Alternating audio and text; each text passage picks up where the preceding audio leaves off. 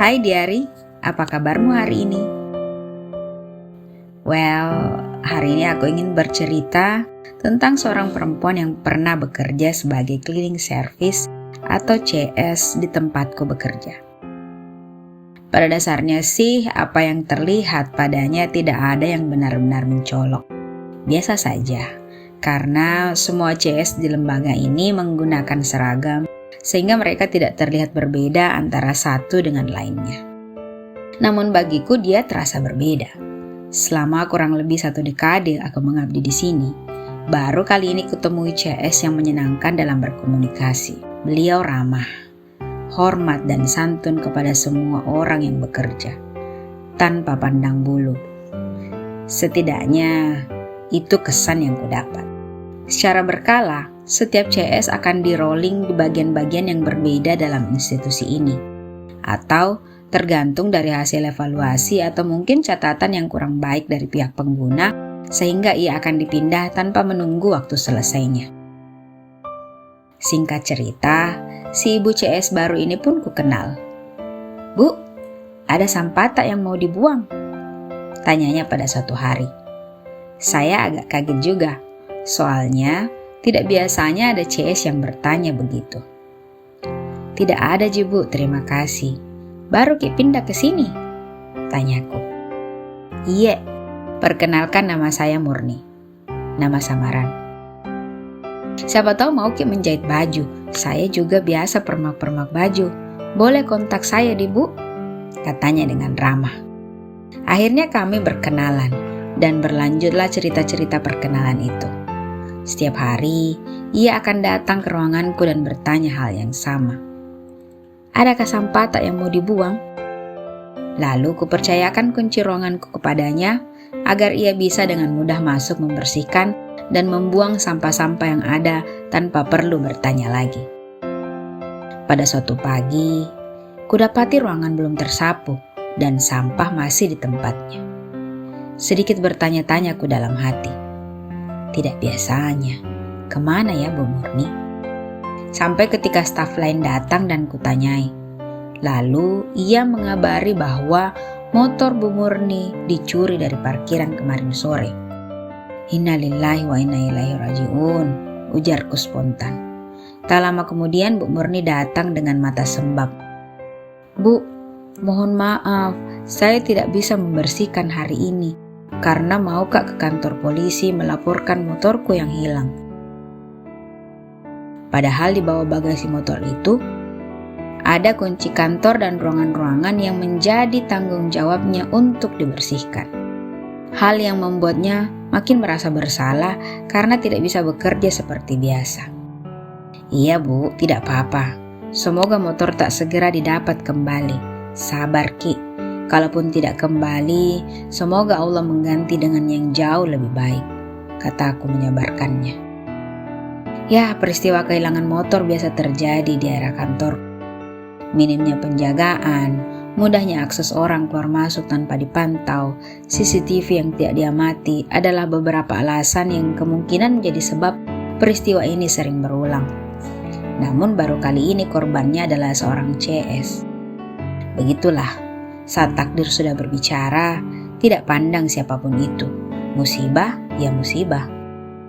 Cerita kehilangan motor Bu Murni kemudian menyebar di seluruh staf yang akhirnya mendorong orang-orang untuk melakukan penggalangan dana sebagai bentuk kepedulian. Apalagi ternyata hampir semua orang senang dengan keramah tamahan beliau ini. Tidak lama berselang, ia pun mulai bekerja kembali seperti biasa. Sampai kemudian suatu pagi, Bu Murni datang menemuiku dan pamit sambil menangis. "Bu, ada yang melaporkan saya sehingga saya dipindahkan ke tempat lain. Maafkan kalau saya ada kesalahan selama saya bekerja di sini, Bu." "Ya Allah, apalagi ini?" ujarku dalam hati. Karena kaget, saya cuma bilang, "Kenapa bisa Bu?" Ia pun makin menangis dan berlalu sambil berkata, "Semoga Ibu sehat selalu dan dimudahkan rezekinya." Saya ikut bersedih. Bahkan dalam keterpurukannya, ia masih mendoakanku. Sesuatu yang selalu ia ucapkan setiap kali kami bertemu. Saya langsung mencari tahu ke teman-teman lain. Kenapa Bu Murni tiba-tiba pindah padahal belum sebulan ia bertugas di tempat kami. Dan ternyata benar ada yang melaporkannya. Dianggap tidak beres cara kerjanya. Dan ternyata lagi, triggernya adalah hari di mana ketika motornya hilang dan kunci ruangan-ruangan yang menjadi tanggung jawabnya pun ikut hilang karena disimpan di bawah sadel, sehingga ia tidak bisa membersihkan hari itu serta harus berurusan dengan polisi seharian. Ia dilaporkan oleh seorang staf yang mendapati ruangannya tidak tersapu, sampah-sampah tidak terangkut, sehingga ruangan jadi bau oleh sampah-sampah basi itu. Sudah jatuh tertimpa tangga pula. Kasihan Bu Murni. Kisah Bu Murni memberikanku banyak pelajaran. Betapa hidup tidak pernah bisa ditebak. Kita tidak pernah tahu kapan takdir membawa kita menjulang tinggi, kapan takdir membawa kita terhempas di titik nol. Namun saya percaya, Allah Sang Maha Pencinta tidak pernah memberi sesuatu yang tidak berbuah manis. Seperti yang dialami Bu Murni. Mungkin memang ia harus kehilangan motornya yang sudah dicicil selama 7 tahun. Namun, hasil donasi yang terkumpul sebagai bentuk keprihatinan atas musibah yang menimpanya, jumlahnya alhamdulillah lebih dari cukup untuk kemudian ia pakai untuk membeli motor yang lebih bagus, plus ia gunakan untuk membayar keperluan-keperluan hidup lainnya. Walaupun kemudian ia dipindahkan, setidaknya tempat barunya yang sekarang jauh lebih mudah untuk ia bersihkan karena lebih sering kosongnya. Jika kita melihat lebih dekat, setiap ujian yang Allah berikan sebenarnya semua baik.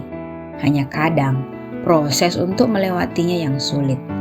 Logika kita selalu mempertanyakan banyak hal karena kita selalu merasa, saya kan sudah melakukan ini dan itu, jadi seharusnya saya begini dan begitu. Hati kita menjadi sakit karena merasa diperlakukan tidak adil atau tertindas. Padahal bagi Allah, jalan yang terlihat buruk adalah salah satu alternatif terbaik untuk menempa kita. Karena tidak ada sesuatu yang tumbuh indah jika tidak ditempa dengan keras. Bunga kaktus bisa tumbuh indah di padang pasir yang gersang, bahkan tanpa air yang dibutuhkan oleh semua makhluk hidup. Intan menjadi sesuatu yang selangit harganya justru setelah ditempa dengan api yang luar biasa panasnya. Dan kita manusia tidak akan pernah bisa mencapai tingkat tertinggi sebagai manusia tanpa pernah keluar dari zona nyaman. Bu Murni mengajarkan saya bahwa tugas kita di dunia ini adalah tetap berbuat baik tanpa pernah berharap ada balasan sepadan dari sesama makhluk. Yakin saja bahwa di balik setiap kejadian ada Allah yang mengaturnya. Biarkan Ia yang menjadi penilainya, karena cintanya tidak akan pernah habis walaupun jalan yang Dia berikan tak selalu seindah apa yang ada dalam logika kita yang terbatas ini. Cukup yakini bahwa di ujung setiap hujan badai pasti ada pelangi yang indah. Lewati badainya dengan sabar, lalu nikmati pelanginya kemudian.